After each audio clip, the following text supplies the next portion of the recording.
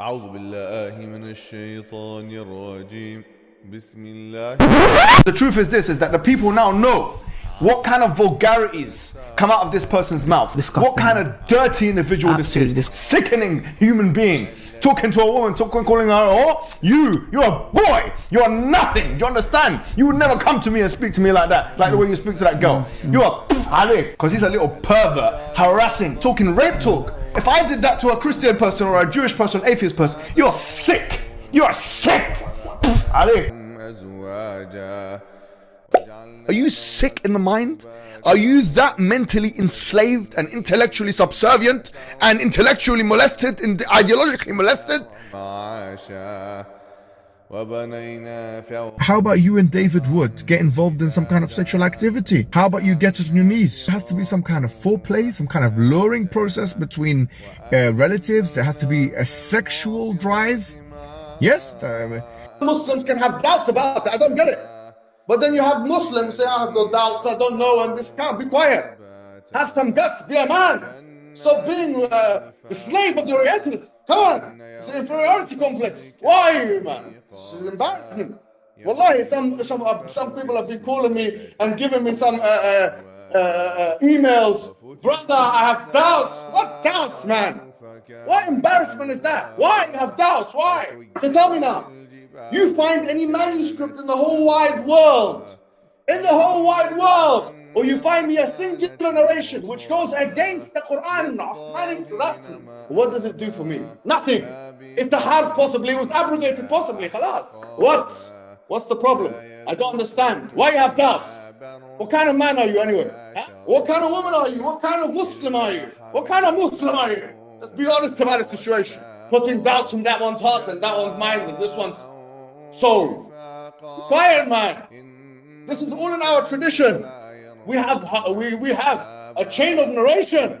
Yes, we have a chain of narration. Tell me now how an Orientalist has any argument against the Quran and the preservation of Quran. Tell me how. Orientalist, you have not read anything. David Wood, you have not read a damn thing. All you're reading is all you get your information from is me. I'm your teacher, boy. And all of you people, I'm your teachers, you're Orientalists. Wallahi, we are your teachers. And you know it. Don't pretend to be our teacher. You have nothing on us. You know nothing. Don't ever come and step up to us. Wallahi. All of you. And I know you're listening to me. I'm shaking. You need to use the toilet now. I know you do. Now listen carefully. Listen carefully. And I want you to all listen. I know the enemies of Islam are listening to me. Let me take my glasses off. Let me take my glasses. If you saw what I look like now, believe me, a lot of the enemies of Islam would be very scared. Just like Apus was very scared. Many of them would be very scared because when we come with the truth and the haqq, when we come with the truth and the haqq and all of the details like this, khalas, what are you going to do? What are you going to do? Listen carefully to all those people out there, the Christians. How dare you talk about preservation? It actually makes me angry.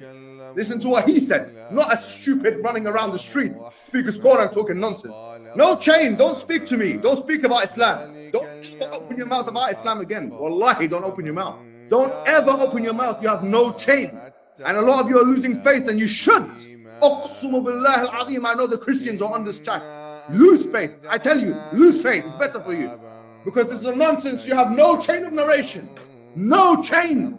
And you're comparing with all audacity because of the ignorance of the Muslim community and the weakness of the leaders. You are comparing your method of preservation with us. Uqsum billah, you are deceived and self-deluded. Dunning-Kruger effect, you jokers, you imbeciles. How dare you talk about the Quran, you imbecilic individuals. Sahaba were going to beat each other up because they didn't know. Is this one saying it? Get the hell out of here. Get the hell out of here.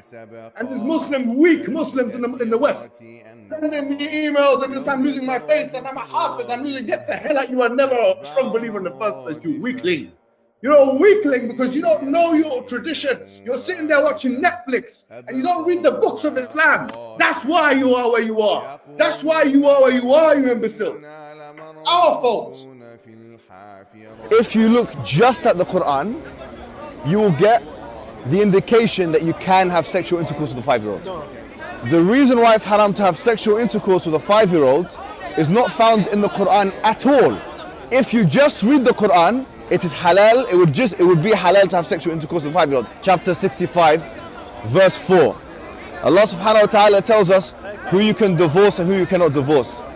And then he says, وَاللَّائِ لَمْ يَحِدْنَ. وَاللَّائِ لَمْ يَحِدْنَ. And the ones who had never been pubescent before. And by the way, this is very important, yeah? I want all Muslims to be aware of this. The reason why we don't have sexual intercourse with 5-year-olds and 6-year-olds and 7-year-olds or whatever is not because of puberty. Wait a minute, what did you say? It's not because of puberty, because that verse in the Qur'an actually says lam yahid. They never had puberty before. You can't go around that. The Qur'an doesn't say anywhere in the Qur'an that the woman has to be pubescent. I dare you to find one verse in the Qur'an where it says you're not allowed to marry someone based on harm, or you're not allowed to have sexual intercourse based on harm, or you're not allowed to marry someone based on puberty. Get me one verse in the Quran which says the woman has to be pubescent. You know, in the Quran it says حُرِّمَتْ عَلَيْكُمْ أُمَّهَاتُكُمْ. It says you're not allowed to marry your mum. It says you're not allowed to marry your sister, your auntie. Where does it say you're not allowed to marry a prepubescent? I'm looking for one verse that you can say, you pinpoint it and say this is where it says prepubescent marriage or whatever is not allowed. So if you're Quran alone, you're steered towards pedophilia, a severe type of pedophilia, a wife abuse, a severe type. Do you know what? Right now, I'm actually very angry. I'm not gonna lie. I'm angry at the fact that this guy, he actually misrepresented a private conversation by selectively choosing some of the things that he said to me and not something back. This is disgusting behavior from a freak. You are a freak, bro. How could you bring on your show and try and interrogate him and question him about leaking emails? How can you do that when you're practically leaking our private conversation and you're not doing it in a representative way? Bro, I'm not going to leak the conversation. I'm not like you. I'm not going to stoop to your level. Bro, everyone can see through you right now. You're a clout-chasing monster. You're a clout-chasing monster. Yeah, I'm angry with you, bro. I'm not going to lie. I'm not going to be inauthentic in front of the people and then be something else in private, like you. I'm not going to be two-faced, be smiling in front of me, you know, in public. You're a monster, yeah? Bro, I'm the same with you privately and publicly. How dare you, as a hypocrite that you are, shut up, yeah? Shut up. How dare you come out and try and selectively choose certain things that were said in the conversation and not even represent the conversation right? Bro, I challenge you, bro, to a mubahala. I'm going to put you in your place. Wallahi, I'm going to cancel you, bro. Let's do a mubahala. Let's do a mubahala. Whether or not you were representing me correctly in that private conversation, that you selectively chosen some things and not other things. Let's do mubahala, bro. Let's go on a Zoom, let's do a debate and a mubahala. But you're not a man. With all due respect, you're emasculated. You're happy to make these videos, yeah? Make these videos about people. But when videos are made about you, you come out and start leaking information and start acting whiny and whatever. When questions are asked to you, bro, about the positions that you choose to defend, you try and act like, oh, passive and benign. What a rajul mutanaqid. What a contradictory man. And what a contradictory man you are. Where are your principles, bro? Where are your principles, bro? I'm not going to come out and reveal my thing. I'll do more bahala with you, bro. I'll do more bahala with you. How dare you come out and try and selectively choose certain things I said and certain things I didn't say? How embarrassing, bro. How embarrassing. And let's talk about everyone who leaked private information, shall we? Why don't we account the people, everyone that you know that leaked private information? Bro, you're a poxy man. Do you understand that? You're not a man anyway. Because if you were a real man, yeah, you'd come and have a Zoom one-on-one conversation. But you are not a man. I'm telling you that. Let everyone hear it. You are a coward. You are a walking definition of a coward. I'm telling you that straight. I don't care what people say.